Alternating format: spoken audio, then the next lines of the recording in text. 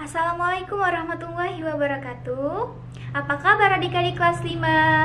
Perkenalkan, nama kakak Hairunisa. Hari ini kita akan belajar tematik bersama kakak Nisa. Sebelum belajar, mari kita berdoa agar ilmu yang kita dapat menjadi berkah. Kali ini kita akan belajar tema 1, subtema 1, dan pembelajaran 4. Dalam video kali ini, kita akan mempelajari mata pelajaran Pendidikan Kewarganegaraan atau PKN. Sikap gotong royong sesuai nilai Pancasila. Belum melanjutkan materi ini, mari simak video berikut. Gara-gara dango roboh, sekarang aku nggak bisa jaga burung. Gimana tuh?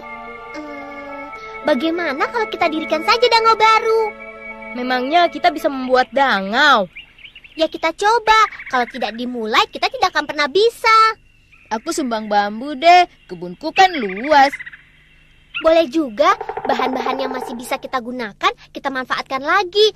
Misalnya, atap dangau yang telah roboh itu. Aduh, Lala, Pipin, pegangnya yang kuat dong. Ini sudah aku pegang kuat-kuat. Iya. Gembul, bambunya sudah cukup.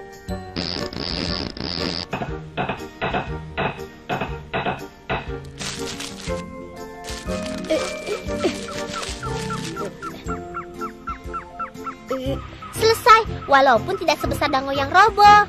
Kurasa ini cukup buat tempat ngusir burung. Video ini adalah salah satu contoh dari bergotong royong. Kerjasama adalah suatu bentuk budaya bangsa Indonesia yang sering disebut dengan gotong royong. Salah satu contoh gotong royong misalnya di kelas. Saat piket di kelas, kita akan bergotong royong untuk membersihkan kelas. Maka, kita akan membagi tugas, ada yang bertugas menyapu, membersihkan papan tulis, dan merapikan bangku. Masyarakat memiliki tujuan yang sama dalam bergotong royong ini, yaitu untuk mewujudkan kepentingan bersama tanpa memperdulikan perbedaan suku maupun golongan dan saling menghargai. Gotong royong adalah pengamalan Pancasila yang ketiga dan yang kelima. Sila yang ketiga yaitu Persatuan Indonesia yang berlambangkan pohon beringin. Pohon ini memiliki akar tunggal panjang yang menunjang pohon besar ini tumbuh. Akar ini rumbuh sampai ke dalam tanah dan melambangkan kesatuan dan persatuan. Beringin ini juga memiliki akar yang menjalar di mana-mana, yang melambangkan sebagai negara kesatuan yang memiliki latar belakang budaya yang bermacam-macam. Sila ketiga ini bisa kita terapkan dalam kehidupan sehari-hari dengan melakukan hal sebagai berikut. Yang pertama yaitu mencintai negara Indonesia dengan cara menjaga warisan budaya yang ada.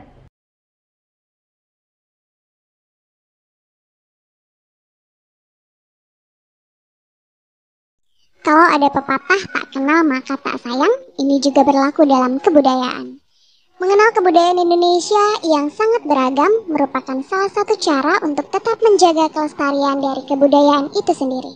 Misalnya dengan cara browsing di internet, baca buku, atau datang ke tempat wisata atau sanggar kebudayaan. Datang dan mengikuti event-event kebudayaan atau tampil di acara kesenian menjadi salah satu cara yang paling efisien untuk mengenal kebudayaan.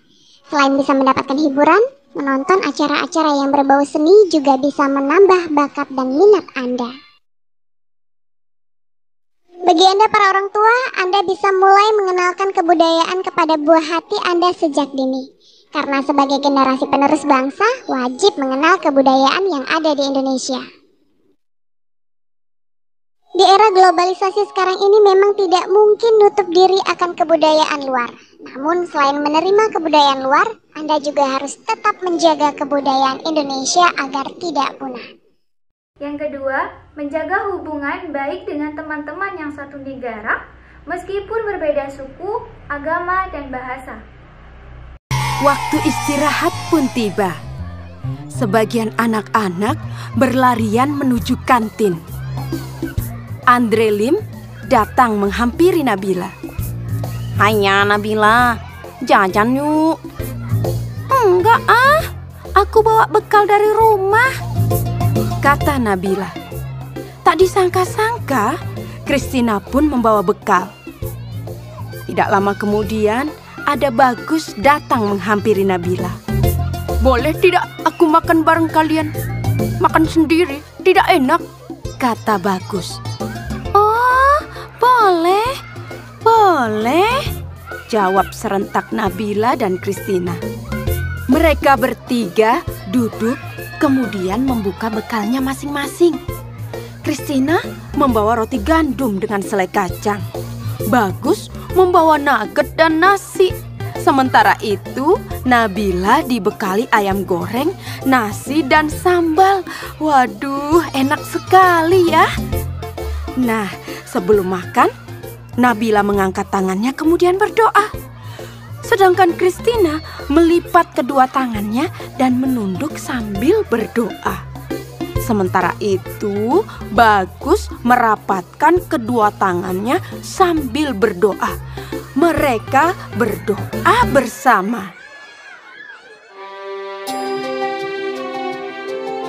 "Tuhan, terima kasih atas makanan yang Kau berikan.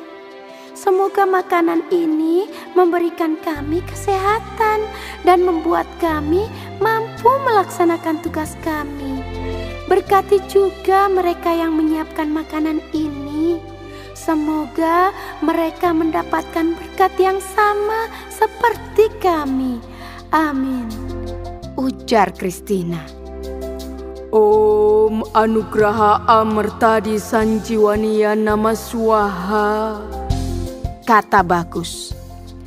"Allahumma barik lana fima rozaqtana wa qina adzabannar." Nabila berdoa. Setelah berdoa, mereka pun saling berbagi makanan dan senyuman.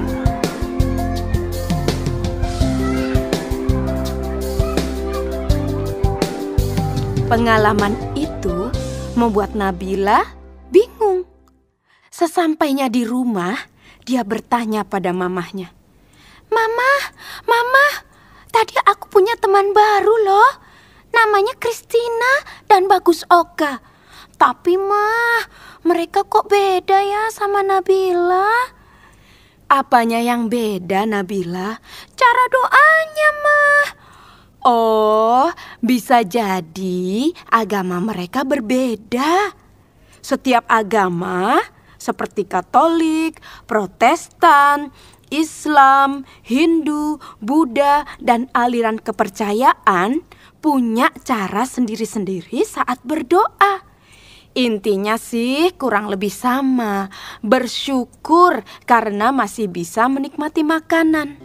Nabila tidak perlu khawatir ya, berteman saja dengan mereka. Mama juga punya teman baik yang beragama Katolik, Hindu, dan Buddha. Mereka bahkan suka membantu Mama ketika Mama kesulitan." "Oh, begitu ya." Kalau kata ayah, berbeda itu indah. Kebayang gak sih kalau di dunia semua wajah orang sama? Setiap orang berbeda agar kita bisa saling mengenali dan menghormati. Kepala Nabila pun terangguk-angguk. Kini dia pun mulai memahami perbedaan pada teman barunya. Senyum Nabila pun mengembang, membayangkan esok hari belajar dan bermain dengan teman-teman barunya yang mengasyikkan itu. Tanpa adanya persatuan, maka mustahil gotong royong bisa terlaksanakan.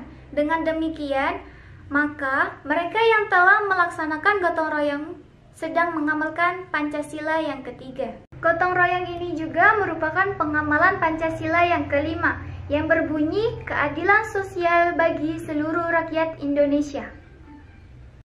Sila yang kelima berlambangkan padi dan kapas. Padi dan kapas melambangkan sandang dan pangan, yang merupakan kebutuhan pokok semua masyarakat Indonesia tanpa melihat status dan kedudukan.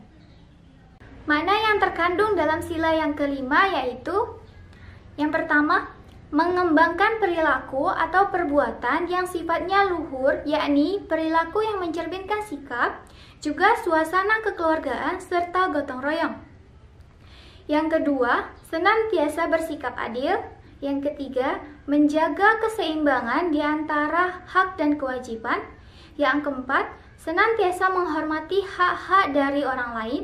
Yang kelima, gemar memberikan pertolongan.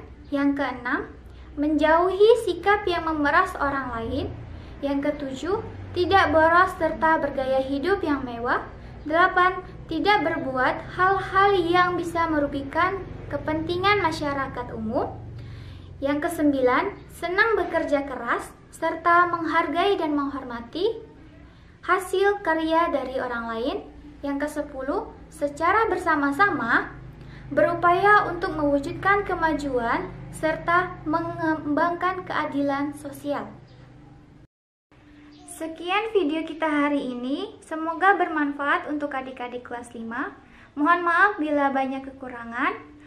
Wassalamualaikum warahmatullahi wabarakatuh.